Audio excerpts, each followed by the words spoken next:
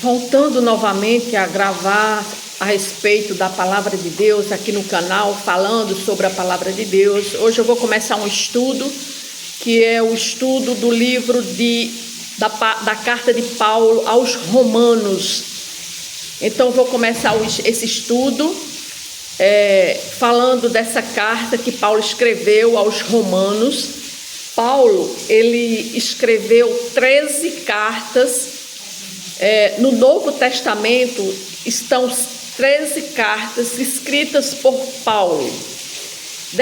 Essas cartas, nós temos cartas escatológicas, como 1ª e 2ª Tessalonicenses. Nós temos cartas soteriológicas, ou seja, que trata da doutrina da salvação, como a carta aos Romanos, 1ª e 2ª Coríntios, Gálatas. Nós temos as cartas que ele escreveu quando ele estava preso lá em Roma, numa prisão domiciliar. Ele escreve 4 cartas que foram para as igrejas de Éfeso, Filipos, Colossenses e Filemon. E nós também temos as cartas pastorais, né? Onde nós temos 1ª e 2ª Timóteo, Tito, né? São cartas pastorais. E hoje eu vou começar a dar esse estudo, falar sobre essa carta que Paulo escreveu aos Romanos. Paulo, ele não fundou a igreja em Roma. Quando ele escreve essa carta, ele está na cidade de Corinto. E da cidade de Corinto, ele recebe a notícia que uma mulher chamada Febe estava de malas prontas para ir para Roma, para viajar para Roma. Então ele escreve essa carta destinada aos irmãos da igreja de Roma. E ele aproveita e manda por essa irmã que morava na cidade de Cencreia, próximo a Corinto. E Paulo, nessa época, quando ele estava na cidade de Corinto, ele estava prestes,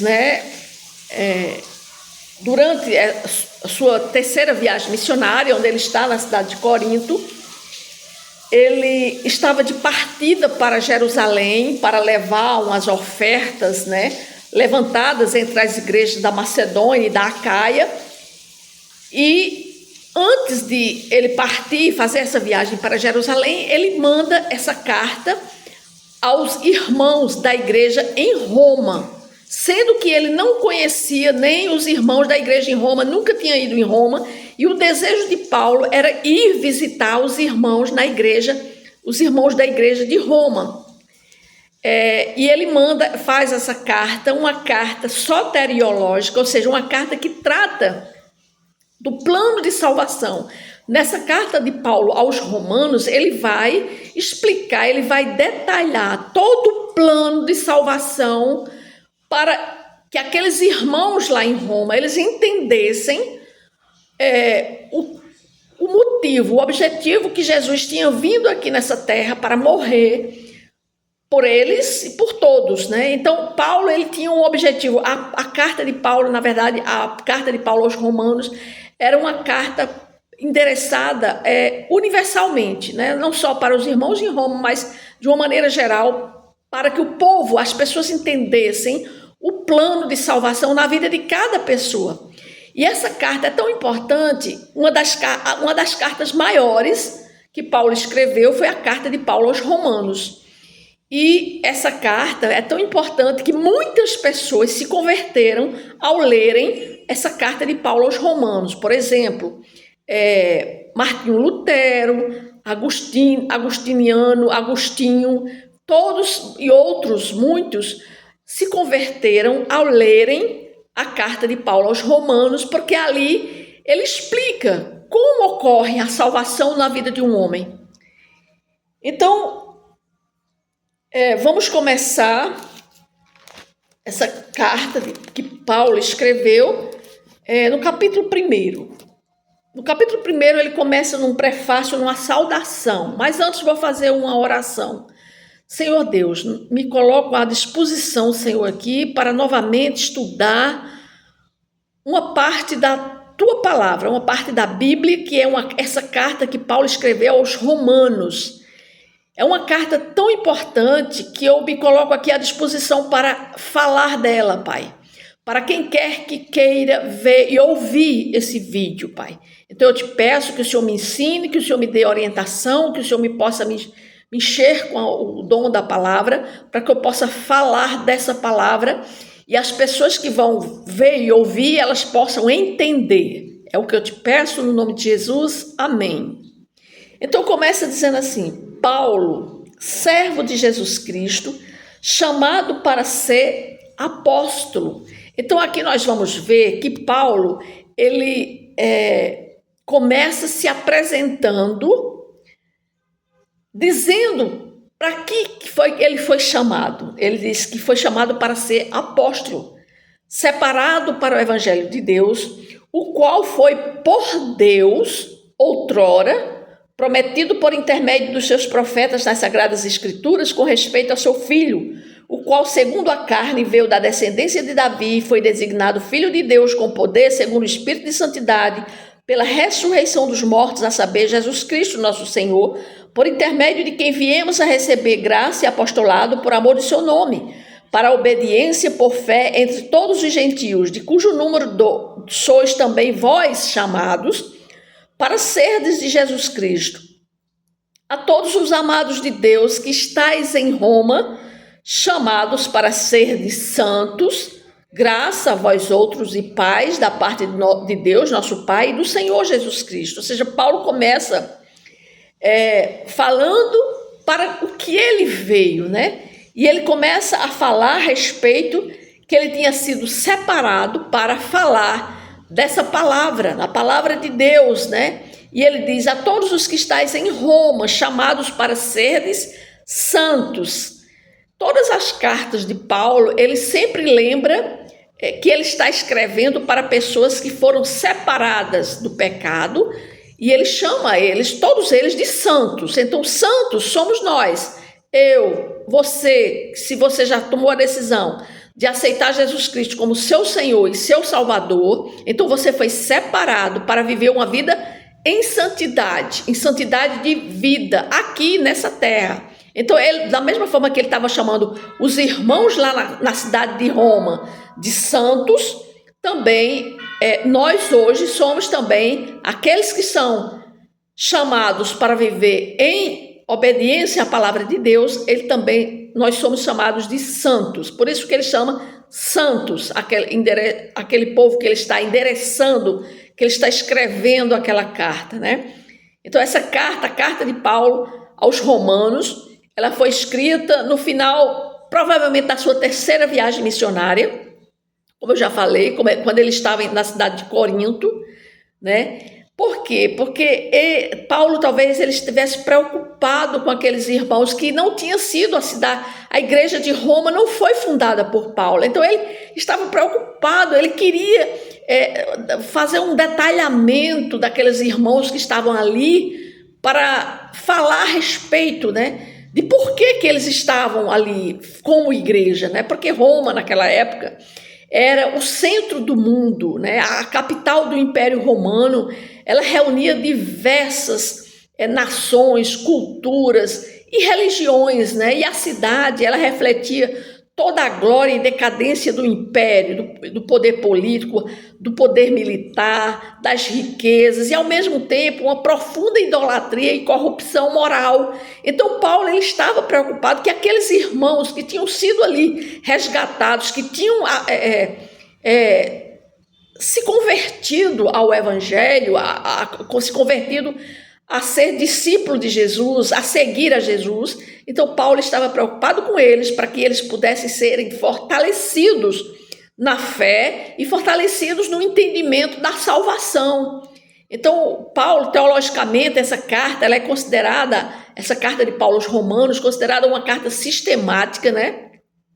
A carta mais sistemática de Paulo, porque no início ele vai expor o tema central, né, que é o evangelho como poder de Deus para a salvação de todo aquele que crê. Então nós vamos ver isso, Paulo falando a respeito desse poder do evangelho daquele que crê, né? Mas antes de explicar os detalhes dessa salvação, ele mostra a necessidade do evangelho, começando pela depravação da humanidade, em especial do mundo gentílico, ou seja, dos gentios, né? Principalmente daqueles que ainda não eram judeus, né? Então Paulo ele vai estar aqui falando a respeito também dessa depravação, dessa idolatria que o mundo estava mergulhado. Ora, naquela época, Paulo estava preocupado com isso. Imagina se Paulo estivesse hoje vivendo entre nós, né? Então, no versículo 8, ele diz assim: primeiramente, dou graças a meu Deus, mediante Jesus Cristo, no tocante a todos vós, porque em todo o mundo é proclamada a vossa fé. Então, Paulo já estava sabendo que aqueles cristãos lá da cidade de Roma já tinha se espalhado por todo o mundo, que aqueles irmãos tinham se convertido ao evangelho. Versículo 9 diz assim: porque Deus, a quem sirvo em meu espírito, no evangelho de seu Filho, é minha testemunha de como incessantemente faço menção de vós em todas as minhas orações, suplicando que, em algum tempo, pela vontade de Deus, me ofereça boa ocasião de visitar-vos. Então, Paulo já pensava em visitar aqueles irmãos da igreja lá em Roma, e ele diz que ele já colocava nas orações que ele fazia todos aqueles irmãos, né? No versículo 11 ele diz: porque muito desejo ver-vos, a fim de repartir convosco algum dom espiritual, para que sejais confirmados, isto é, para que em vossa companhia reciprocamente nos confortemos por intermédio da fé mútua, vossa e minha, porque não quero, irmãos, que ignoreis que muitas vezes me propus a ir ter convosco, do que tenho sido até agora impedido, para conseguir igualmente entre vós algum fruto, como também entre os outros gentios, pois sou devedor tanto a gregos como a bárbaros, tanto a sábios como a ignorantes. Por isso, quanto está em mim, estou pronto a anunciar o evangelho tanto a vós outros, também a vós outros em Roma. Então Paulo, ele tinha esse sentimento, essa vontade de ir a Roma, pregar o evangelho, mas aqui ele fala que tinha sido impedido de ir até agora, não ter ido lá, por isso que ele resolve agora fazer essa carta. E ele continua falando a respeito do amor de Paulo ao evangelho, e ele diz no versículo 16: pois não me envergonho do evangelho, porque é o poder de Deus para a salvação de todo aquele que crê, primeiro do judeu, também do grego, visto que a justiça de Deus se revela no evangelho, de fé em fé, como está escrito: o justo viverá por fé. Então Paulo aqui cita Abacuque. Quem foi que falou essa frase lá no Antigo Testamento? Que o justo vive por fé. Foi Abacuque. Então aqui Paulo ele mostra, né, que o justo ele vive por fé, e que a justiça de Deus se revela no evangelho, de fé em fé. Então Paulo diz que o evangelho é importante, né, para a nossa vida. Então aqui Paulo, já no início aqui, ele, como a gente viu, ele se identifica como servo de Cristo, chamado para ser apóstolo, separado para o evangelho de Deus, né? E ao dizer isso, ao falar que ele é servo, ele expressa uma humildade, uma submissão total a Cristo, né? Ao afirmar que ele foi chamado e separado para ser um servo de Deus, para pregar o evangelho, né? Ou seja, o evangelho que ele anunciava não era uma invenção humana, não era uma invenção dele, mas era o cumprimento das promessas feitas por Deus através dos profetas das Escrituras, né? Então ele fala que essa conexão do Antigo Testamento reforça a autoridade da mensagem, porque ele mostra que o cristianismo não é uma seita recente, mas é um desdobramento do plano divino, né? Por isso que ele exalta, ele fala aqui sobre Abacuque, que o justo vive pela fé, né? E Paulo exalta Jesus Cristo como filho de Deus, descendente de Davi, né? Nós vimos aqui que ele falou que era descendente de Davi por meio da ressurreição. Então a gente vê aqui, já se percebe o coração da fé cristã, que Jesus é plenamente homem e plenamente Deus, o Messias prometido, ressuscitado dos mortos. E Paulo faz questão de falar isso para aqueles irmãos, porque os destinatários, que são os crentes que viviam lá em Roma, como Paulo diz, amados de Deus e chamados para serem santos, né? Paulo faz essa referência a todos aqueles irmãos que estavam lá em Roma. Então, Paulo deseja a eles graça e paz, como uma bênção concreta vinda do Pai, do Senhor Jesus Cristo, né? Paulo também diz que ele não se envergonha do Evangelho de Jesus, porque é o poder de Deus para a salvação de todo aquele que crê. Essa afirmação, Paulo faz isso, essa afirmação para aquele povo, para os romanos, porque ele sabe que aqueles romanos, o povo, a sociedade romana, do Império Romano, era uma sociedade orgulhosa, idólatra. A sociedade romana era, perante o Evangelho de Jesus Cristo, eles poderiam parecer pessoas que não pudessem acreditar naquele evangelho, mas Paulo vem afirmar do poder desse evangelho e que ele não se envergonha. E que eles também, o povo lá, os irmãos lá em Roma, não se envergonhassem do evangelho, mesmo morando dentro de uma sociedade tão idólatra, tão orgulhosa, como era a sociedade de Roma.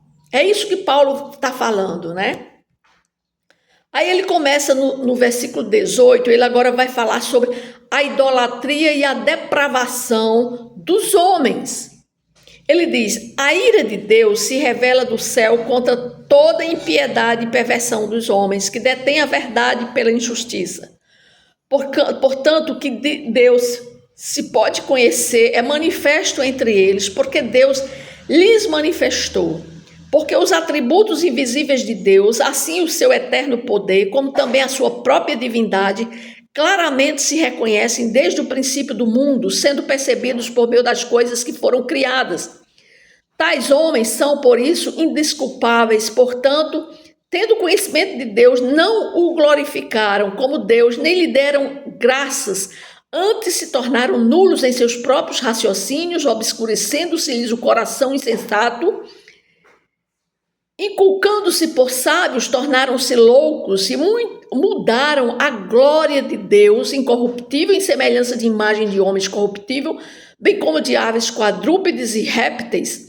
Por isso Deus entregou tais homens à imundícia pelas concupiscências do seu próprio coração, para desonrarem o seu corpo entre si, pois eles mudaram a verdade de Deus em mentira, adorando e servindo a criatura em lugar do Criador, o qual é bendito eternamente. Amém. Por causa disso, os entregou Deus a paixões infames, porque até as mulheres mudaram o modo natural de suas relações íntimas por outro, contrário à natureza. Semelhantemente, os homens também, deixando o contato natural da mulher, se inflamaram mutuamente em sua sensualidade, cometendo torpeza, homem com homem, recebendo em si mesmo merecida punição do seu erro. Então, aqui Paulo começa a falar como estava a sociedade, o mundo naquela época, mergulhado em total idolatria e depravação. Isso naquela época. Imagina se Paulo tivesse hoje, no nosso meio, no nosso mundo, como ele diria como estava essa sociedade. Então Paulo ele começa a falar que a ira de Deus se revela do céu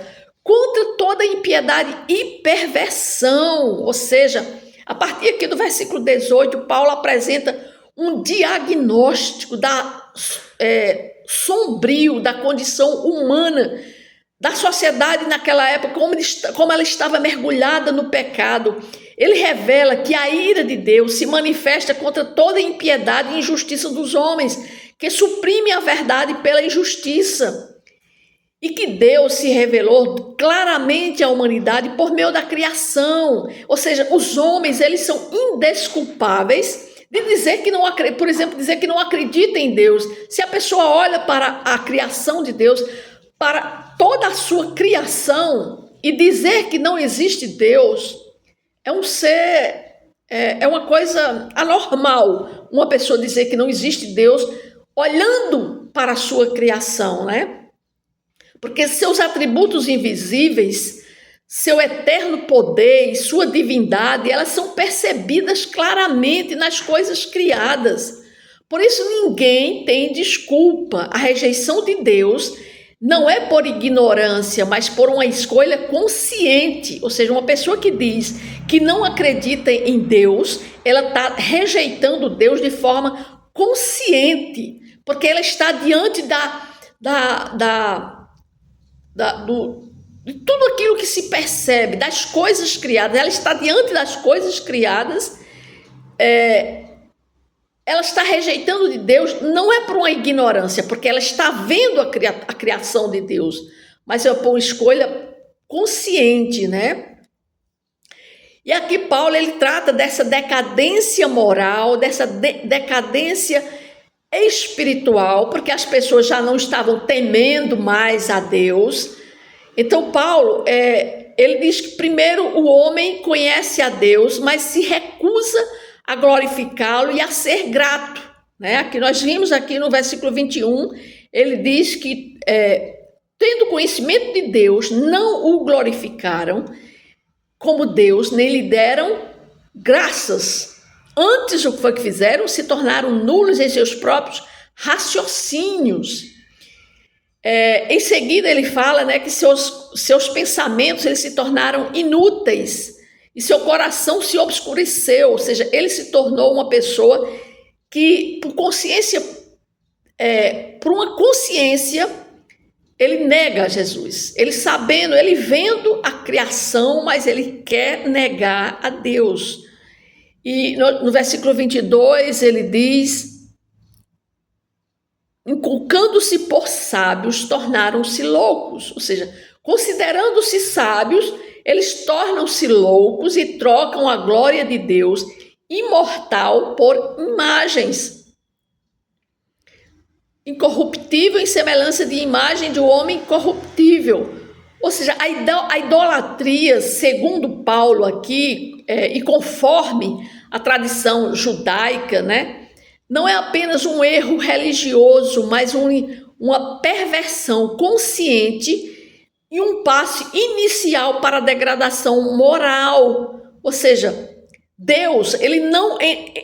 Então, ele os entregou aqui a impureza e a imoralidade. Isso não significa que Deus incitou os homens a pecarem, não. Mas que ele permitiu que eles colhessem as consequências das suas escolhas. Deus está dizendo, olha, vocês são livres para vocês fazerem o que vocês quiserem. E vocês terão consequências daquilo que vocês preferirem. É o livre-arbítrio, né? Paulo aqui falou a respeito do homossexualismo. Ele trata o homossexualismo aqui como um exemplo mais evidente dessa inversão da ordem natural estabelecida por Deus. Deus criou homem e mulher. Ele não inverteu a ordem, a criação, a ordem natural das coisas. Então, não se trata de um preconceito cultural, mas de uma avaliação teológica baseada na criação e no propósito divino para o ser humano. Então Deus está dizendo que o homossexualismo é uma inversão da ordem natural escolhida e estabelecida por Deus. Além disso, Paulo trata de vários pecados sociais, morais, né? Da injustiça, da maldade humana, da ganância, da inveja, do homicídio, da rivalidade. Ou seja, ele trata de tudo o que ocorre na humanidade, mas é por causa da consequência. Deus deixa eles livres para eles responderem por essa liberdade. É isso que Paulo está escrevendo para eles, mostrando, né? E no versículo 28 diz assim: e por haverem desprezado o conhecimento de Deus, o próprio Deus os entregou a uma disposição mental reprovável para praticarem coisas inconvenientes, cheios de toda injustiça, malícia, avareza e maldade, possuídos de inveja, homicídio, contenda, dolo, malignidade, sendo difamadores, caluniadores, aborrecidos de Deus, insolentes, soberbos, presunçosos, inventores de males, desobedientes aos pais, insensatos, pérfidos, sem afeição natural e sem misericórdia. Ora, conhecendo eles a sentença de Deus, de que são passíveis de morte, os que tais coisas praticam, não somente as fazem, mas também aprovam os que assim procedem. Ou seja, as pessoas sabem, conhecem a sentença de Deus para todos aqueles que praticam tais coisas, mas mesmo assim eles praticam e aprovam os que assim procedem. Ou seja, a gravidade dessa situação é que, mesmo sabendo que tais práticas são condenadas por Deus e merecem a morte, aqueles que tal coisa pratica, mas as pessoas cometem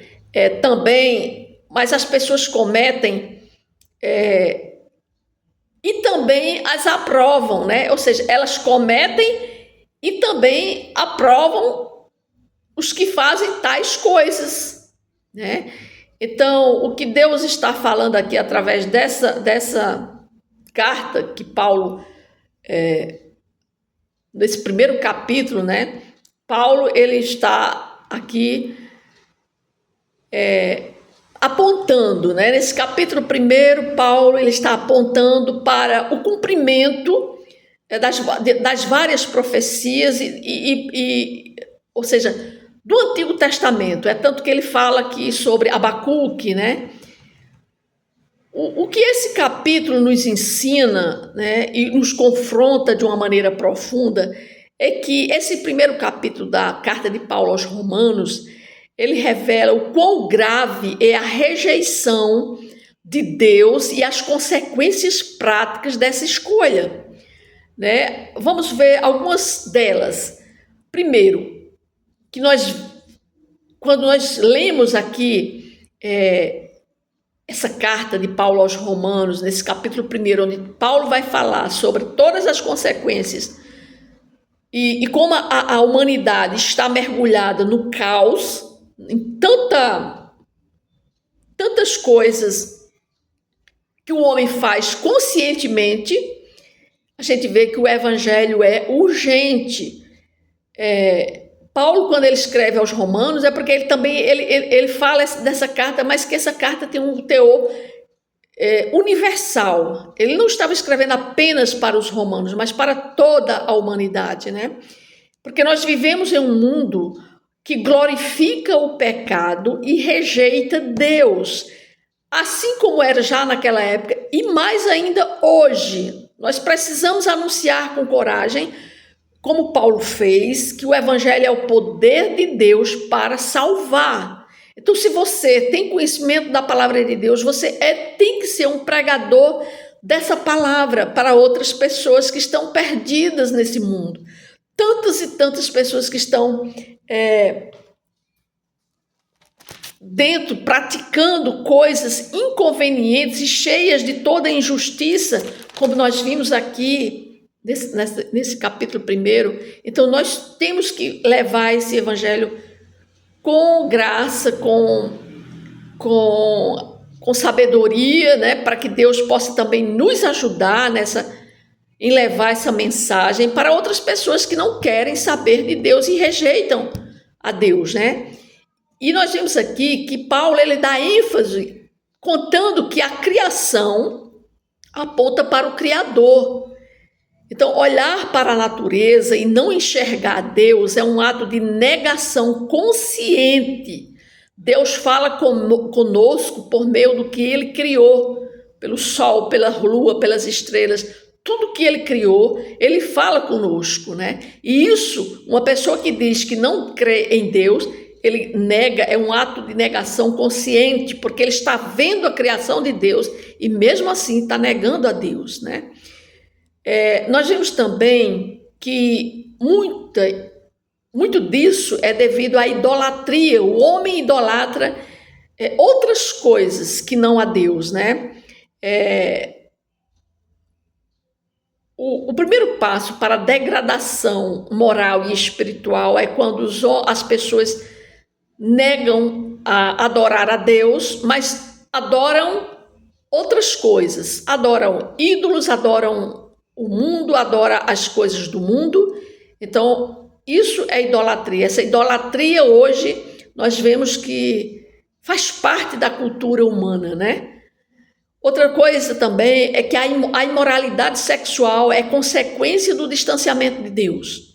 Quando rejeitamos o padrão divino, o resultado é confusão, distorção, sofrimento.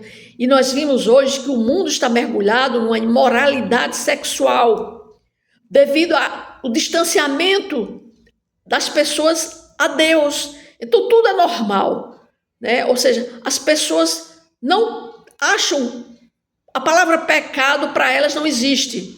Por quê? Porque tudo é normal, né? Então, quando a sociedade está aplaudindo o mal, ela revela que se afastou tanto de Deus que já não discerne o certo do errado. Ou seja, o que é errado passou a ser certo, o que é certo passou a ser errado. Ou seja, ela não faz mais diferença. Por quê? Porque ela está distante de Deus, não tem mais temor a Deus. Então, o que nós vimos é que nós vimos aqui no capítulo 1 de Romanos que essa sociedade, Paulo ele começa falando a respeito dessa sociedade, da decadência moral e espiritual da sociedade daquela época, e que nós vemos que também é para hoje, nossos dias, né? Tudo que Paulo falou aí, dessas práticas que o homem faz, né? Mesmo sabendo que são práticas condenatórias, mas que ele faz, é porque o homem hoje ele já não tem mais temor a Deus. Então, é isso que a palavra de Deus nos ensina e que nos mostrou no dia de hoje. Amém?